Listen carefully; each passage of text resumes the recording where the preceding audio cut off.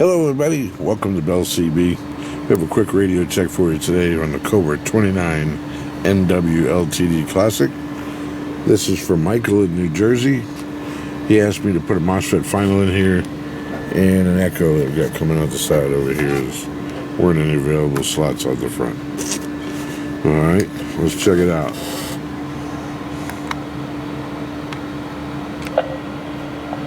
Got a little over 6 for dead key, and over here we got a 50 watt slug. We'll be looking in the middle scale there.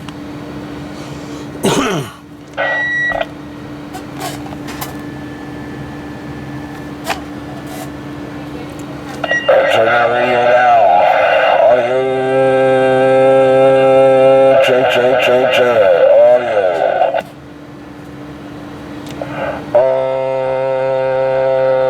Audio. Check. 1, 2, 3, 4, 5. Audio. Check. 1, 2, 3, 4. Okay. Guess you can hear the echo in there. You're coming through.